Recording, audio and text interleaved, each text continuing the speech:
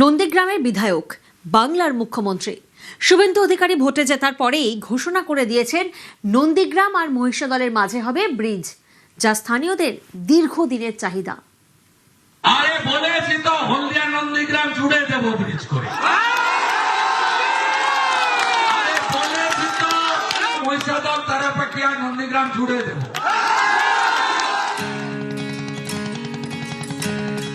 দাদা আমাদের বলেছেন এখানে ব্রিজ হবে, উনি যখন বলেছেন নিশ্চয়ই আমরা আশাবাদী সব জায়গার মানুষের খুবই উপকারী হবে। একপারে নন্দীগ্রামের তেরোপেক্ষা, অন্যদিকে মহিষাদলের তেরোপেক্ষা, মাঝখান দিয়ে বয়ে গিয়েছে হলদি নদী। দুই খেয়াঘাট পেরিয়ে প্রতিদিন হাজার হাজার জনের যাতায়াত। ফেরি পারাপার করতে গিয়ে মাঝে মধ্যেই ঘটে দুর্ঘটনা। স্থানীয়দের দীর্ঘদিনের দাবি ব্রিজ করা হোক। নন্দীগ্রামের প্রচারে বারবারই এই ব্রিজ তৈরির কথা বলেছিলেন শুভেন্দু অধিকারী। সরকার এলে হলদিয়া নন্দীগ্রামকেও জুড়বো আর নন্দীগ্রাম বয়াল মহিষাদলকেও জুড়বো।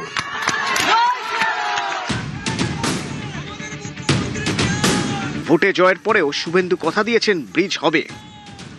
বলেছি তো হলদিয়া নন্দীগ্রাম জুড়ে দেব ব্রিজ করে। আরে বলেছি তো মহিষাদল তারাপাকিয়া নন্দীগ্রাম জুড়ে দেব।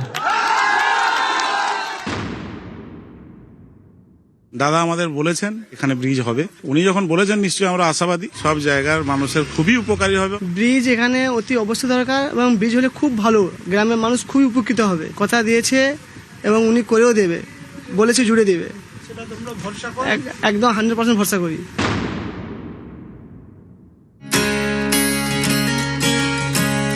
বাংলার শাসনভার এখন বিজেপির হাতে।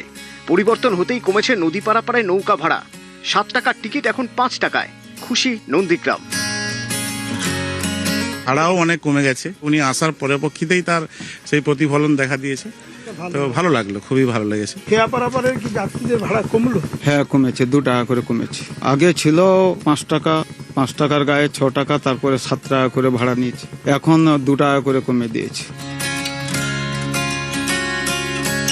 শুভেন্দু অধিকারী তিনি কিন্তু ঘোষণা করেছিলেন আগেই যে ক্ষমতা এলে এই যে জলপথ এর উপরে কিন্তু ব্রিজ তৈরি হবে। মানুষ আশায় ভরসা করছেন, তার উপর আশায় রয়েছেন। এবার অন্তত এই জলপথের উপর ব্রিজ হবে। ক্যামেরায় পিন্টু সরকারের সঙ্গে সুজিত ভৌমিক, নিউজ 18 বাংলা। পালা বদলে থমকে পুরো পরিষেবা। দক্ষিণ দমদমে পুরো পরিষেবা বেহাল। পরিষেবা চালু রাখতে পুরসভায় বিজেপির 3 জয়ী প্রার্থী, পুরো প্রধান সহ আধিকারিকদের সঙ্গে বৈঠক। পুরো পরিষেবা চালু রাখতে কড়া বার্তা, পুরসভা অফিসকে পার্টি অফিস না করার বার্তা। বৈঠকে দমদমে জয়ী বিজেপি প্রার্থী অরিজিৎ বক্সি ছিলেন, বিধাননগরের জয়ী শারদত্ত মুখোপাধ্যায়, বৈঠকে রাজারহাট গোপালপুরের জয়ী তরুণ জ্যোতি তিওয়ারি। আইনের পথে চলুন, আইনের সঙ্গে থাকুন। শাসকের আইন বন্ধ হয়ে গেছে, আইনের শাসন শুরু হয়ে গেছে 5 তারিখ থেকে।